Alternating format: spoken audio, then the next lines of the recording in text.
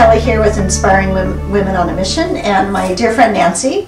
And we've got a kind of a little bit of a deeper topic today that we're going to be talking about. I'm just going to kind of let Nancy take it away, and she's got a personal story she'd like to share. I am 50 years old, and when I was 15 years old, my father committed suicide.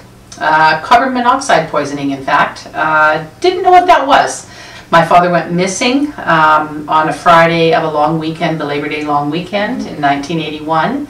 And my mom was having a big get-together at the house, and the police did not find him. He took himself to a location, a lake, and they did not find him until the Sunday, I believe, or the Monday of the Labor Day weekend in 1981. They traced his steps. They found things in his wallet, and he had gone and bought a garden hose. He bought a bottle of sleeping pills, and he bought a garden hose, and he took the garden hose and brought it into the cab of one of his trucks.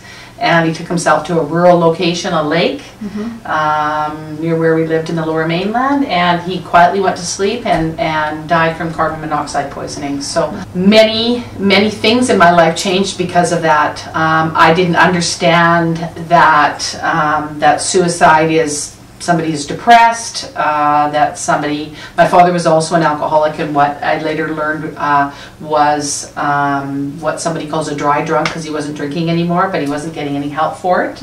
So he kept emotions and feelings and all his own trauma and stress bottled up inside, and he didn't talk about it. And so you guys didn't really have a clue? There was, because everybody asks about signs, like are there signs or something like that? So there were no signs that you, as obviously a 15-year-old girl, could really see. Well, I was probably too self-centered as a 15-year-old teenager, and my mother's not here to ask about those things like possible signs. Pardon me.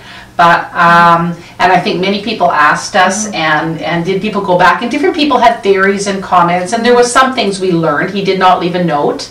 That's too bad. Yeah, but he did visit somebody that had a life insurance policy that was a personal family friend and who worked for their life insurance, the people that had life insurance. So he planned it. It wasn't like it was a spur of the minute thing.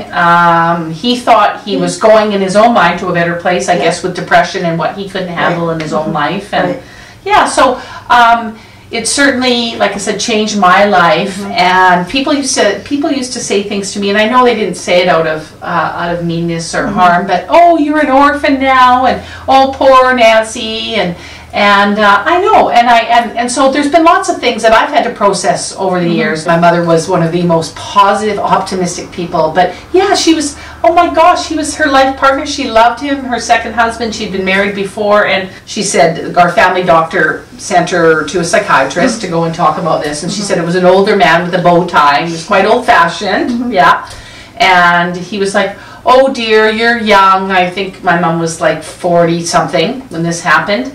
And he said, don't worry, you'll remarry. Pardon me? And like my mom even came home, and I remember her telling other people, like my aunt or her close friends or whatever, I'm like, your husband's just died, he's committed suicide, you have a teenager, you have this whole other big mess with their business and everything else.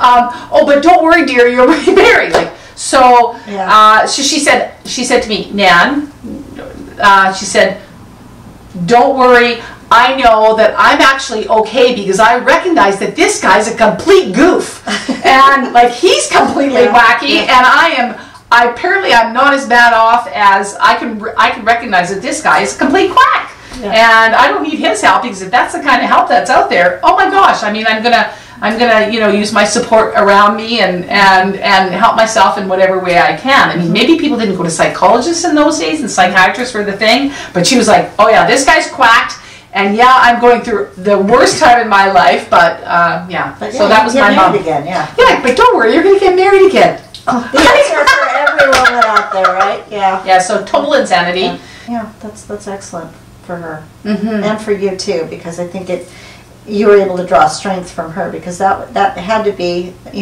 having a parent die, I think, was devastating, but having one die because of a suicide could be it could, you know, that could really mess with somebody, I would think. So yeah, and I mean, it's formed and changed who I am. I mean, am I a different person? Absolutely. You know, did I look for a partner when I got married that was stronger, that talked about their emotions, that we could talk about things? Absolutely. Did I discount certain people that I dated because, yeah, absolutely. Have I had help, and do I continue to when I need to talk about things? All the time, whenever.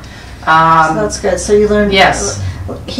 Even though he passed, you learned some life lessons from that, which is absolutely great. And some more coping skills. And I'm a constant work in progress, as I said back in our very first video. We all are, and I think no matter what life challenges, I'm not going to respond to the same challenge. You're not going to respond to it the same way as the person to the left of me. We're all different, and I think we all need to be kind to ourselves first of all. Please be kind to yourself. Please, self-love. Self-love. Wherever you're at with the self-love or not. And that can be a work in progress. Yes, absolutely. That be kind to yourself and seek whatever it is that makes you feel peace and happiness and kindness towards yourself and compassion to yourself. Yeah. Talk to people. Absolutely. Share, yes. Share and ask for help. Yeah. People love you. Talk to them. So yeah, I think that's the message we want to get out there. You don't have to carry all these burdens on your own shoulders. There's people out there that love you, that will help you, whether you've lost somebody to suicide or you're actually contemplating it yourself. You know, get yourself some help. Yeah, really heavy topic, I know, and I think we'd like to leave some things, some links for crisis lines, etc. at the bottom of this post. Please share it with anybody else who you know who might need some uplifting, and to know that they're not alone.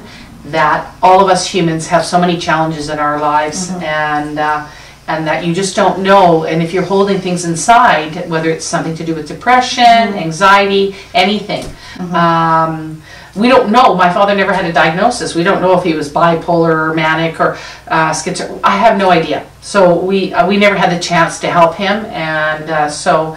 Okay, everyone, this is Kelly with Inspiring Women on a Mission, and Nancy, and we're signing off for now. But please do leave us some comments. Bye for now. Thanks for listening. Bye-bye now.